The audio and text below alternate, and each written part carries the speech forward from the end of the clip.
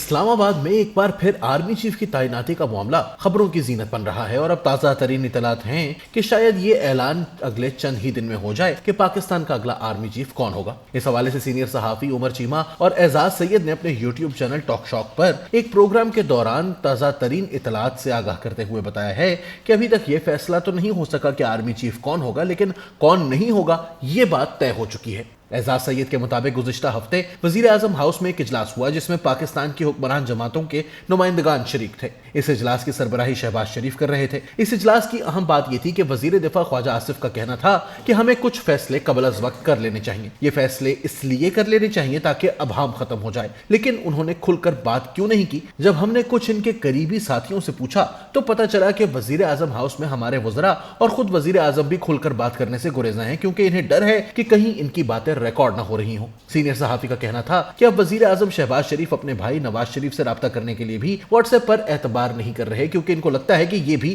محفوظ نہیں ہے۔ اس موقع پر اعزاز سید نے بتایا کہ آرمی چیف کے تقرر کا فیصلہ 3 لوگوں کے ہاتھ میں ہے۔ ایک ہے وزیر اعظم شہباز شریف جن کے پاس دستخط کا اختیار ہے، ایک ہے army chief general Qamar Javed Bajwa جنہوں نے اشاروں کنایوں میں ایک جنرل کو آرمی چیف بنانے کا مشورہ دیا ہے لیکن واضح طور پر کسی کا نام نہیں لیا۔ تیسرے شخص ہے نواز شریف صاحب جو مسلم لیگ نون کے قائد ہیں۔ آصف علی زرداری کا کردار اس میں کم ہے، حالانکہ پہلے توقع کی جا رہی تھی کہ یہ کردار ادا کریں گے، لیکن انہوں نے بعد میں کہا کہ ہمارے مشورے پر عمل کرنا ہے تو ہم سے مشاورت کریں ورنہ ہمیں باہر ہی رہنے دیں۔ اعزاز سید کے مطابق شہباز شریف، نواز شریف اور آرمی چیف تینوں کے نزدیک 3 الگ الگ لوگ فیورٹ ہیں۔ آرمی چیف نے کوئی نام لیے بغیر بتا دیا ہے کہ ان کے نزدیک بہترین امیدوار کون ہے۔ شہباز شریف بھی ایک صاحب کو تعینات کرنا چاہتے ہیں، جبکہ نواز شریف کا کہنا ہے کہ سب سے سینئر جنرل یعنی لیفٹیننٹ جنرل عاصم منیر کو آرمی چیف لگاتے۔ عمر چیمہ نے یاد کروایا کہ نواز شریف کا اپنا تجربہ تو یہی کہتا ہے کہ سینئر اور جونیئر سے کوئی فرق نہیں پڑتا، لیکن اعزاز سید کا کہنا تھا کہ آج کل ہوا شہباز شریف کی چلی ہوئی ہے، عمران خان صاحب کی ہوا نکلی ہوئی ہے اور انہیں یہ اندازہ ہو چکا ہے کہ ایک خاص حد سے آگے وہ نہیں جا سکتے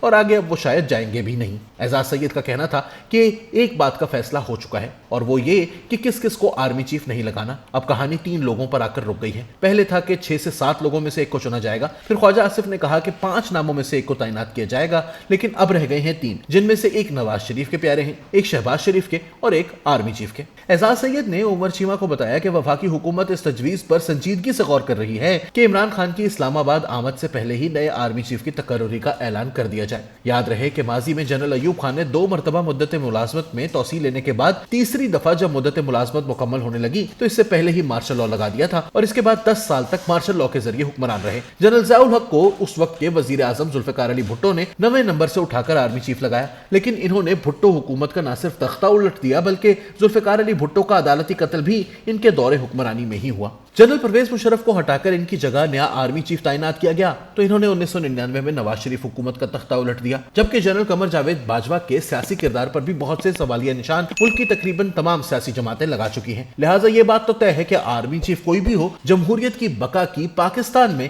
گارنٹی کوئی نہیں دے سکتا۔